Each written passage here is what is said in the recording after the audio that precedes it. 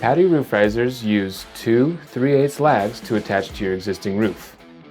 These lags must be secured to solid framing lumber beneath your roofing material, not just through the roof sheathing. Patio roof risers do this in one of two ways, either directly to the rafter tails or 4x8 blocking installed between the rafter tails. Remember, both of these connections happen outside the building envelope thanks to Patio Roof Risers engineering. Fastening directly into the rafter tails can be convenient, and in some cases it could be your only option. However, this method will limit where the patio roof risers can be placed, and it will also require precise measuring and probing in order to hit the exact center of the rafter tails. For these reasons, we typically recommend the 4x8 blocking as the preferred installation method.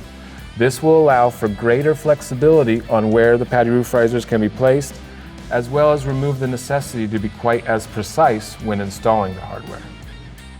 Once you've decided on which install method is best for your application, the next step will be to figure out how many patio roof risers your project will require.